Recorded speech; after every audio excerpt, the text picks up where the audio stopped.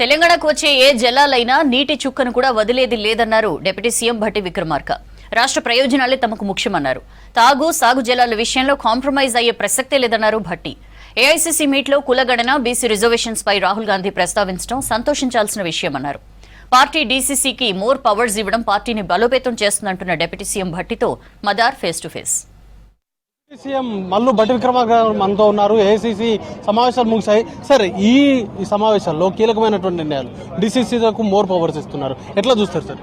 మంచి పరిణామం. రాహుల్ గాంధీ గారు, మల్లికార్జున గారు, ఖర్గే గారు బాగా ఆలోచన చేసే ఈ ఏఐసీసీలో ప్రకటించడం జరిగింది. ప్లీనరీ సమావేశంలో దేశవ్యాప్తంగా కాంగ్రెస్ పార్టీ నిర్మాణం గ్రామీణ స్థాయి నుంచి గట్టిగా జరగాలనుకున్నటువంటి వాళ్ళందరూ కూడా మంచి శుభపరిణామం.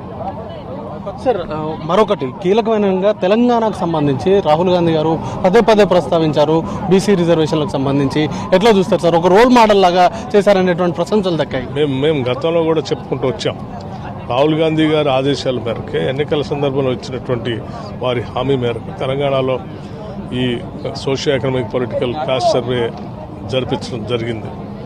ఆ జరపడం కూడా చాలా ప్రతిష్టాత్మకంగా మెటిక్యులస్గా చేసిన దాన్ని సభలో కూడా ప్రకటించడమే కాదు, అందులోంచి వచ్చినటువంటి సమాచారంతో కూడినటువంటి లెక్కలతో ఉన్నటువంటి అంశాన్ని కూడా పబ్లిక్ చేశాం.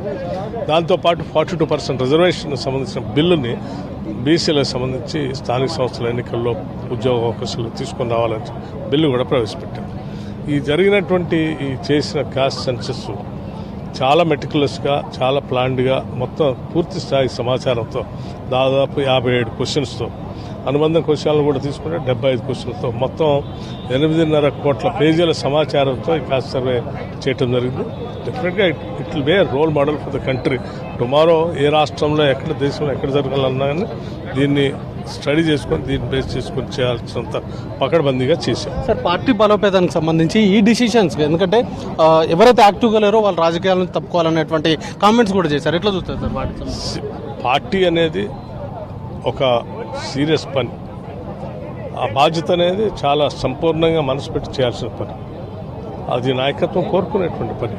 దాంట్లో తప్పేం లేదు. అందరూ కూడా ఏ బాధ్యతలో, ఏ పాత్రలో ఉన్నా కానీ సంపూర్ణంగా దాంట్లో మిళితమై పనిచేయాలని కోరుకుంటారు.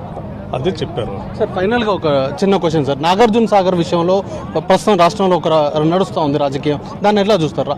నాగార్జున సాగర్ ఏపీ ప్రభుత్వానికి కట్టబెట్టింది, లేకపోతే వాళ్ళు హైజాక్ చేసే ప్రయత్నం చేస్తున్నారు అనేటువంటి విమర్శలు వస్తున్నాయి, దానికి దాన్ని తెలంగాణకి చాలా స్పష్టత ఉంది. రాష్ట్రం తెచ్చుకుందే కృష్ణానదిలో నీళ్ల వాటా కోసం, గోదావరి నదీ జలాల కోసం, ఒక్క చుక్క నీళ్లను కూడా రాష్ట్ర ప్రయోజనాల కోసం, ఒక్క చుక్క నీళ్లను కూడా ఎట్టి పరిస్థితుల్లో ఎవరికి వదిలిపెట్టం. అది తెలంగాణ ప్రజలకు వచ్చినట్టుగానే ఈ ప్రభుత్వం, పార్టీ గట్టిగా నిలబడుతుంది. Okay sir, thank you. ఇది ఓవరాల్గా చూస్తే నీళ్ల విషయంలో, లేకపోతే నాగార్జున సాగర్కి సంబంధించినటువంటి అంశంలో ప్రభుత్వానికి స్పష్టత ఉంది.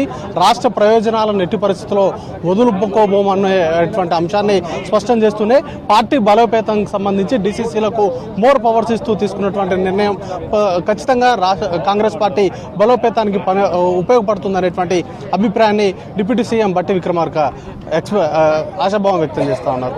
వీడియో జర్నలిస్ట్ నాగరాజ్తో మదార్ V6 న్యూస్, అహ్మదాబాద్ నుంచి.